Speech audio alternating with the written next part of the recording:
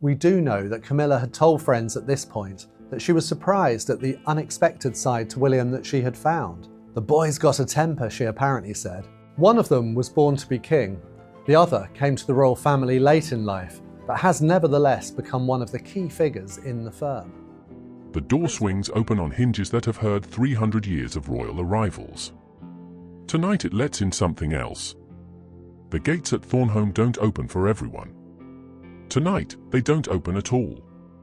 Prince Alaric steps out of the black town car at the edge of the gravel drive, and for a moment, he just stands there, looking up at the estate his mother once called the only honest place left in his family's life. His security detail hangs back. Nobody speaks first. He checks his phone for missed calls from Duchess Selene's private office. 2 from the palace press secretary. 1 from a number he doesn't recognize, which he already knows belongs to a lawyer he's never met but will, by morning, know everything about him. He deletes them all without listening to a single one. We're not talking about palace gossip tonight. We're not talking about another tabloid rumor dressed up as scandal. We're talking about a son locking his own father's wife out of the one estate she believed was finally hers. An old groundskeeper steps out from behind the stone wall, a brass key trembling in his weathered hand. He doesn't wait to be addressed. Your Highness. She's been expecting tomorrow as if it already belongs to her. Alaric takes the key. The future king. Well, I think ruthless is perhaps a little harsh. I think more that Prince William has always been very clear where the line in terms of trust and loyalty lies. He's always been a very good judge of character. And yes, you're absolutely right. There have been articles this week describing his approach as ruthless. But I think it's more rooted in the fact that he is wanting to maintain his sense of peace, but also wanting to ensure that he is surrounded by people that he can trust and people that are loyal, not just to him, but to the institution of monarchy, because as a future king, it will eventually fall to him to protect that. Someone has been holding it, waiting, maybe longer than they should have. How long have you known? Since the lawyers came Tuesday, sir. Hi, everyone. Before we go any further, have you ever had a step-parent move into a space that used to belong to someone you loved and rearrange it like that person never existed? Tell me in the comments. Just one word is fine. Yes or no. Inside, the entrance hall has been rearranged by someone with no memory of who lived here first. Fresh arrangements crowd every table. Photographs of Selene's own children line the mantelpiece, exactly where Lyra's photographs used to sit. Her monogrammed linens are folded in the guest bath like she already owns the house and is simply being polite about it. Alaric's jaw doesn't move, but something behind his eyes does. The grandfather clock in the hall strikes 11. In 4 hours, Duchess Selene's convoy arrives. She believes this will be her triumphant summer. She believes the estate is finally hers to command. She is wrong, and she doesn't know it yet. He climbs the staircase his mother once climbed, his hand following the same curve of banister her hand used to follow. At the top, he turns toward the master suite. The door sits open, like an invitation nobody asked for. Inside, Selene's belongings are spread across the bed that was once Lyra's. Silk scarves. A leather diary, open to a page titled Summer Schedule, Thornholme. Renovation plans. Staff reassignments. A future already written in someone else's hand. Need a drink.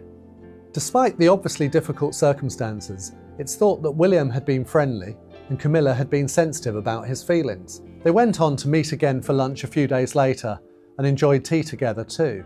Reports suggest that their meeting definitely didn't heal all the wounds, but made William realise that perhaps Camilla was far from the wicked stepmother figure as she had sometimes been portrayed. There was a twist. Alaric reaches into his jacket and removes a folded document instead. The royal seal sits at the bottom, beside 3 signatures. His father's, shaking. His own, steady. And beneath both, the seal of the family's oldest legal counsel. He sets it on Selene's vanity mirror, where her own reflection will find it first. 1 sentence. The estate belongs to the House of Eldermore's direct line. Nothing more. Outside, far down the drive, engines hum in the dark. her advance team arriving early to prepare for a homecoming that will not happen. 24 years ago, a young mother stood in this exact room and packed a suitcase she never wanted to pack. Lyra's hands shook the same way the groundskeeper's hand shook tonight. This had been her sanctuary in the years when the rest of the family had quietly decided she was inconvenient. Alaric remembers the last thing she ever said to him in this house. In the UK, William gave him his very first interview with the Princess of Wales just after they got engaged. Tom Bradby conducted that.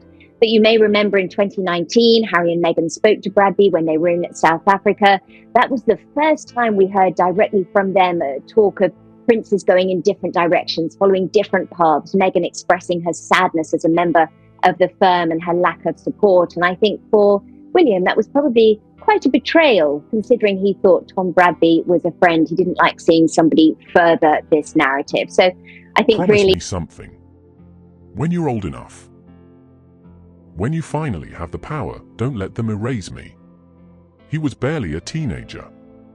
Too young to understand what that promise would cost. Old enough now to keep it. The clock downstairs marks the quarter hour. Selene's convoy is closer. He walks toward the library, past 3 centuries of leather spines, toward a hidden compartment behind a row of old poetry. His mother showed him this place during their final summer here together, like she already knew she might not get another one. The compartment is empty now. His phone buzzes. A single line from Palace Security. Duchess Selene's motorcade approaching estate perimeter. 15 minutes. Asterisk. He types back 2 words. Proceed. Now. Asterisk. Because what Alaric found in this library 6 weeks ago didn't just change who owns Thornhome. It changed who his stepmother really is and what she did 20 years ago to make sure no one ever found out. Quick flag before I continue, since your message has 2 contradictory voice instructions. It says first-person narrator's voice only and third-person narrator's voice only in the same paragraph. Chapter 1 was written in first person, Alaric narrating. Rechecking, I wrote Chapter 1 in third person close on Alaric with the narrator's hi, everyone breaking in, which matches the competitor sample style. I'll keep that same hybrid documentary narrator style consistent across chapters 2 to 5. Third-person cinematic narration of events, with the narrator's voice, not Alaric's, addressing the viewer directly at transition points. That's what actually matches your reference script and what Chapter 1 already established. Switching to literal first-person as Alaric mid-story would break continuity. Also continuing to flag once more, briefly, there's no murder-killer in this story, it's the cover-up, the blackmail scandal we outlined. I'll write the suspense and investigation around that reveal, not invent a homicide. 6 weeks ago, this all started with a single line in a guest ledger nobody thought to hide. Dr. Fenwick Hale found it. An independent historian, hired quietly, paid privately, told only that the Eldermore archives needed an outside eye. He didn't know what he was looking for. He just knew how to look. Page after page of Thornhome's old records. Visitors. Dates. Initials. The mundane architecture of a working estate. And then, buried in 2003, an entry that didn't belong. A name crossed out so hard the pen had torn the paper. Beneath it, in different ink, a single set of initials. SV. Selene Vasari. Before she was a duchess. Before she was anyone's wife. Fenwick almost missed it. He turned the page twice before something pulled him back. Here's where it gets uncomfortable. Because that entry placed Selene at Thornhome during a week the official record insists she was somewhere else entirely. A charity gala. Photographs. Witnesses. An alibi built so cleanly it had never once been questioned in 20 years. Someone built that alibi on purpose. Alaric didn't believe it at first. He read the ledger 3 times standing in this same library, the brass key from the front gate still in his pocket, and told himself old records get smudged. Names get misfiled. Coincidences happen. But coincidences don't usually come with a paper trail. 3 days later, Fenwick brought him something else. A private account, opened in 2003, closed within 18 months. Money moving in small, careful amounts. Never enough to draw attention. Just enough to keep someone quiet. The account holder's name had been redacted in every official copy. Except one. Let me be clear about what we're looking at here. This isn't a rumor. This isn't a tabloid theory stitched together from anonymous sources. This is a financial trail, and financial trails don't lie the way people do. The senior palace aide responsible for managing the late Princess Lyra's affairs in 2003 was a man named Director Wallace Diana Crane. died. Camilla had firmly become part of Charles's life again, and he felt that it was time she met his sons. It was going to happen sooner or later, as William and Harry were planning a surprise party for their father's 50th in November. According to Camilla's biographer, Penny Junor, it started out as a party for the prince's godchildren and their parents, and as Tom was Charles's godson, William realised he'd need to invite Camilla. It was time. Quiet. Efficient. The kind of man who disappears into the furniture of every room he's ever stood in. He retired suddenly in 2004. No statement. No farewell dinner. No explanation that satisfied anyone who actually worked alongside him. Alaric remembers asking about it once, years ago, as a teenager, and being told only that Director Crane wanted privacy in his later years. Privacy. That word again. Here's the part that should make your skin go cold. The same week Crane vanished from royal service, a quiet transfer moved money out of the fund meant to support Lyra during what the family called, even then, her difficult period. Money that should have gone toward her care. Toward people who were supposed to be protecting her. It went somewhere else instead. It went toward making sure a secret stayed buried. And the initials on that transfer authorization weren't Crane's. They were SV. I need you to sit with that for a second, because I had to. 24 years ago, while a young mother stood in this very house, isolated, unwell, asking for help that never fully came, someone was quietly spending royal money to protect themselves from a scandal that had nothing to do with her. And then, 2 decades later, that same person moved into her house. Slept in her room. Replaced her photographs with her own. This is the moment the story stopped being about an estate. Because what Alaric found next wasn't just proof that Selene lied. It was proof of exactly what she was lying about, and the moment he read it, he understood why his father had spent 20 years refusing to ask questions he already feared the answers to. The document was 4 pages long.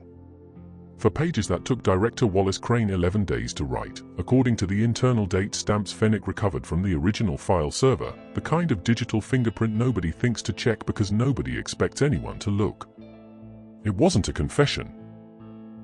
Not exactly. It was a memo. Cold. Procedural.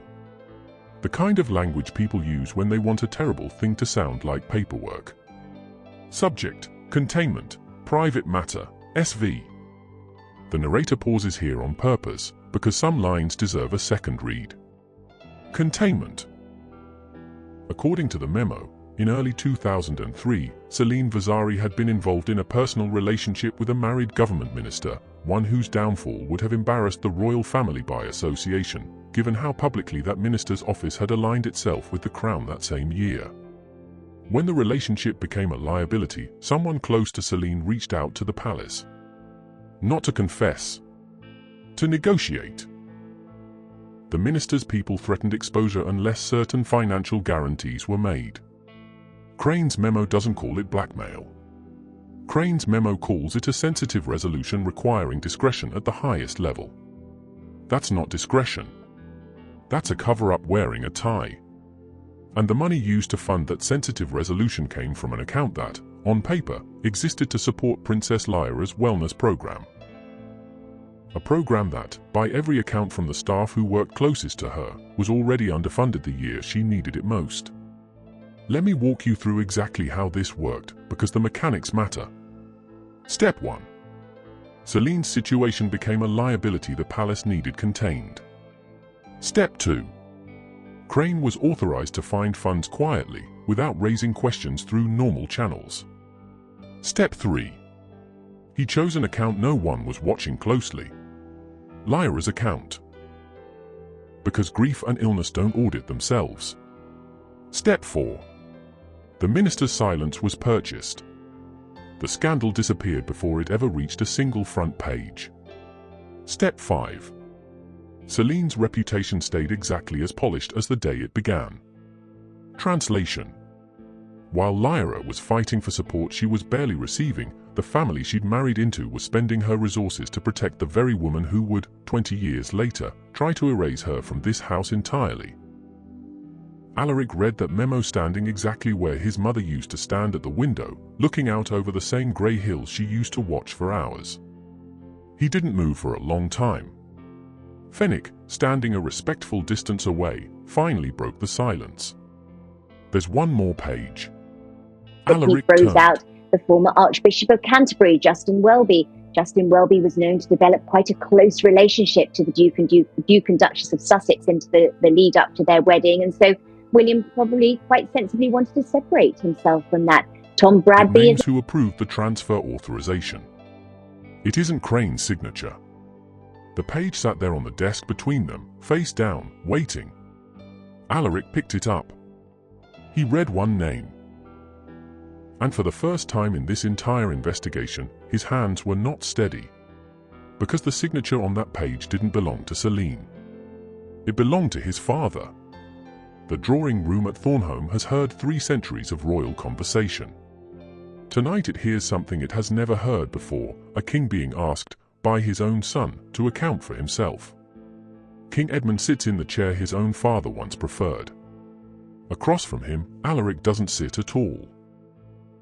Selene stands near the fireplace, arms folded, the practiced calm of a woman who has survived worse rooms than this one. She doesn't yet know what's in the folder on the table between them. She thinks this is still about the estate. It stopped being about the estate the moment Alaric opened that folder in the library 3 days ago. You knew, Alaric says. Not a question. His father doesn't answer right away. Outside, the wind moves through the hills the way it always does, indifferent to what's happening inside. I authorized funds I was told were administrative, King Edmund finally says. I didn't know where they came from. I didn't ask. You didn't ask, Alaric repeats, because asking would have meant admitting what you already suspected. Selene's composure cracks for the first time tonight. Edmund. What is he talking about? The king doesn't look at her. He looks at the folder instead, like it might still be possible to look away from a thing simply by refusing to touch it. Alaric slides it across the table. Read it, he says. All of it. Then tell me again that this is just about an estate. This is the part where the room goes very quiet. Selene reads. Her eyes move fast at first, then slower, then stop entirely on the 3rd page.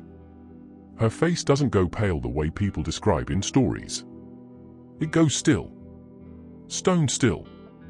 The stillness of someone doing very fast math on how much of her life is about to change. This was 20 years ago, she says quietly.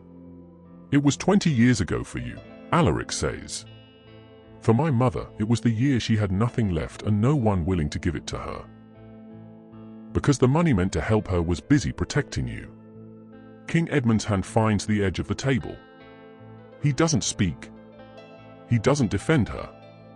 And in a marriage built on decades of careful loyalty, that silence says more than any argument could. I want to be clear about something, Alaric continues, and his voice doesn't rise, which somehow makes it worse.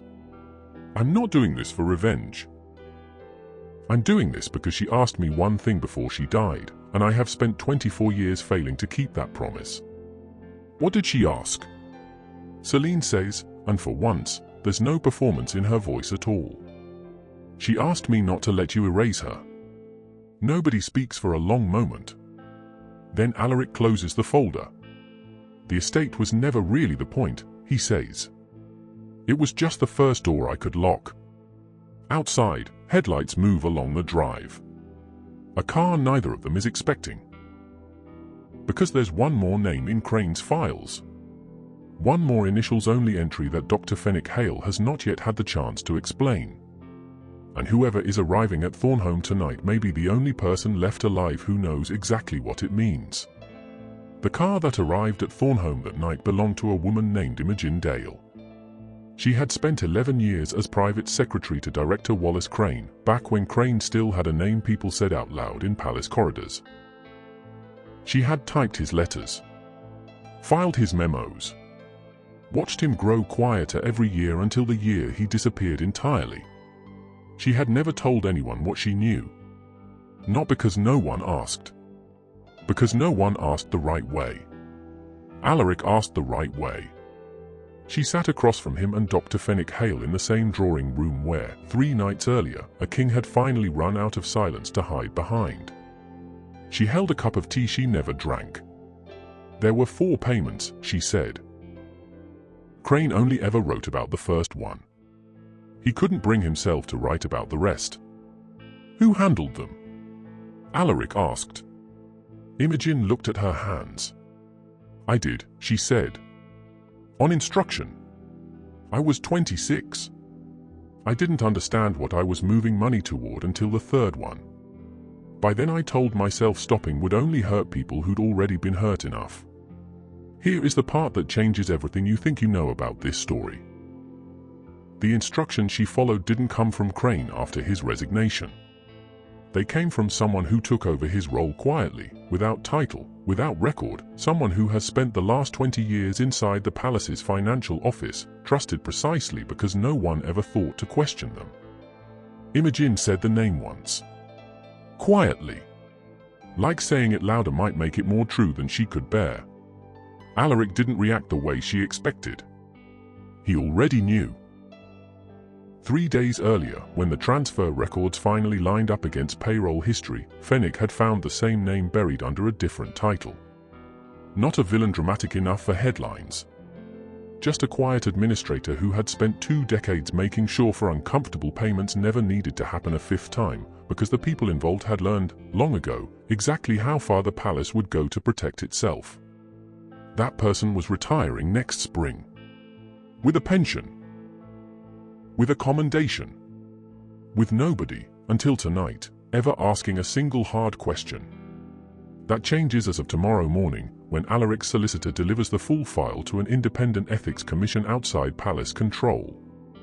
Not to punish an old woman who was 26 and frightened once. To make sure the 4 payments stop being a secret kept by people too tired or too loyal to carry it any further. Selene was never named in any of the later transfers. Whatever happened in 2003 was hers alone to answer for. The rest belonged to people who had simply found it easier, year after year, to let a dead woman's account quietly absorb what powerful people didn't want to pay for themselves. That's the part that should stay with you longer than anything else in this story. Not the locked gates. Not the stripped title. Not even the affair that started all of it. It's this. For 2 decades, an institution built on tradition and duty found it easier to spend a grieving mother's resources in silence than to simply tell the truth out loud, one time, when it still would have cost almost nothing to do it. Lyra never knew. She died believing the family had simply grown tired of her. She never learned that some of what she lost had been quietly spent protecting people who never once thanked her for it.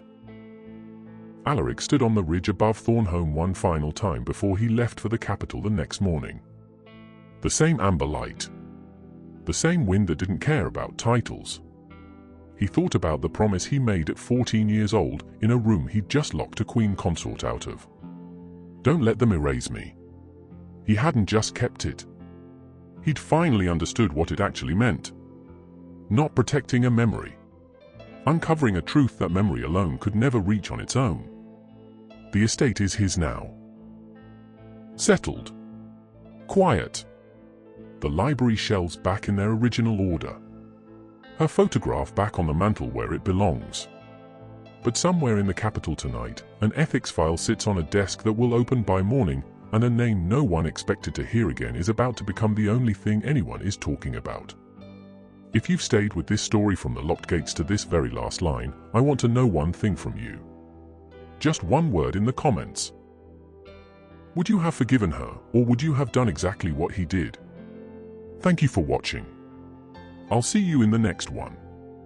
3 days later, the Highland sky over Thornholme turns the same amber-violet colour it always does in late summer, the colour Lyra used to stand and watch from the ridge above the estate. Alaric stands there now, alone. The estate spread out beneath him exactly as it always has been. The stone walls, the gravel drive, the library window where a 20-year secret finally came apart in his hands. The Highland Heritage Trust was signed 2 nights ago. Quietly. No press, no statement, no announcement beyond what the law required. The estate now belongs, in trust, to the next generation of the direct line. Selene's name appears nowhere in it. That part of the story is finished. But here is what the cameras outside the gate still don't know, and what the palace has spent 3 days quietly trying to contain.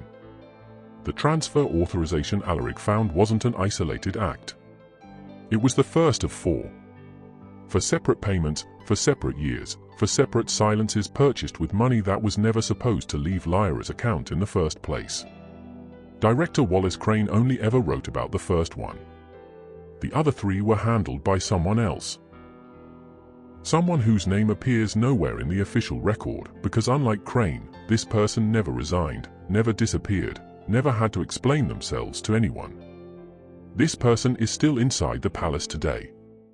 Still trusted. Still close to the family.